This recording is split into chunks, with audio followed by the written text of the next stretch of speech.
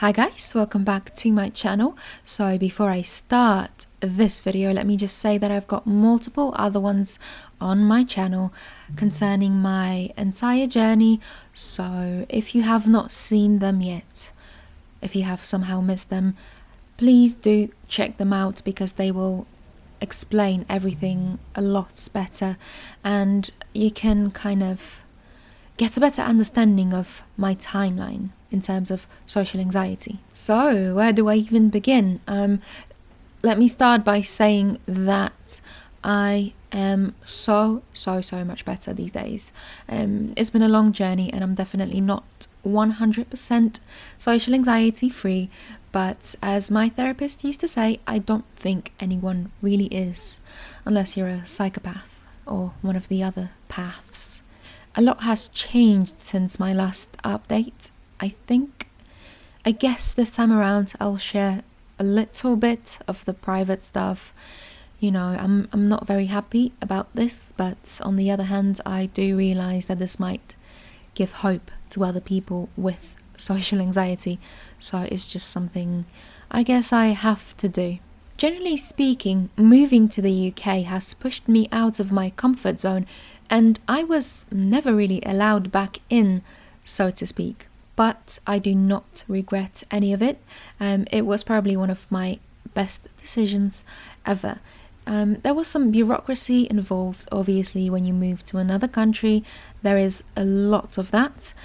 So many phone calls, many meetings, real life, real world meetings. Many things had to be done that I was previously terrified by. So I had no choice. I had to step out of my comfort zone. I absolutely hate that phrase, but I had to do it. I had to go against my fear. That being said, I will admit that I don't think I would have been as successful if I hadn't been going to therapy before for a year, because it's not as simple as just stepping out of your comfort zone and doing things that scare you a few times and then you're magically cured. It is absolutely infuriating when people suggest that as a solution to social anxiety. But yeah, I was prepared so that I could actually take that step out of the comfort zone. You know, if it was that simple, no one would need therapy. Everyone would just be stepping out of their comfort zone. And I have another video that explains really well why this doesn't work on its own. I'm sure that many of you, well, maybe not many of you, are wondering, but I'm sure that people are in general wondering how lockdown has affected others that suffer from social anxiety. And I do have to say that I did feel like my progress was reversed for a little bit.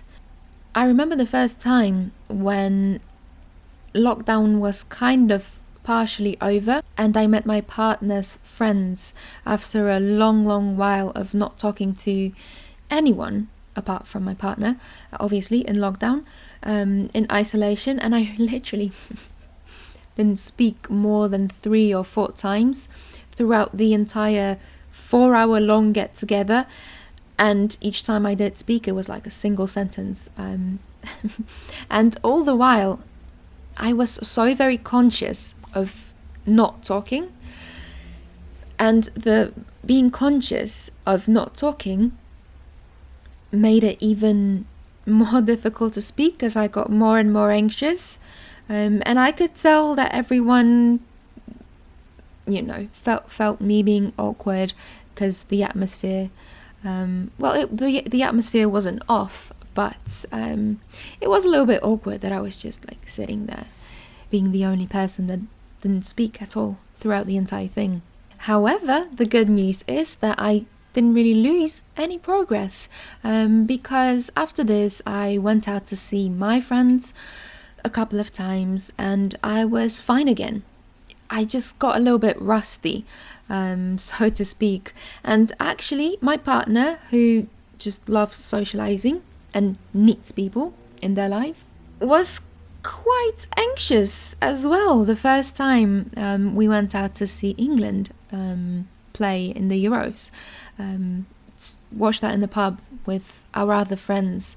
So that made me think that probably everyone is a little bit rusty in terms of social skills. And actually that made me feel so much better about myself, because I realized that I'm very proud of myself for, getting back to where I was before lockdown very, very quickly. So, generally speaking, I have to say that I can do pretty much everything these days. I don't really like phone calls still, but only when they are in English language. I don't know why. Don't ask me. I still have to make them quite often, especially since I've been having a lot of health issues recently, so I just have to call the doctors all the time. But right after I moved here, I still was quite socially anxious. I had to prepare each conversation the way it could go in my head. It was quite difficult to even just go up to the bar and order a pint of beer. But now all of that is gone. I just don't think anymore. And on top of that, I usually don't feel any anxiety. I don't even think about it. Sometimes I forget I used to suffer from social anxiety. And my social anxiety was very severe. As I've said, I have other videos on that, so I'm not going to repeat myself. If you want to watch that, you can watch that some other time. Okay, I think that's it for the update for now. And now that the secret is out, that my relationship status is out, I guess I could make another video if you want it on dating, relationships, friends, and all of that with social anxiety.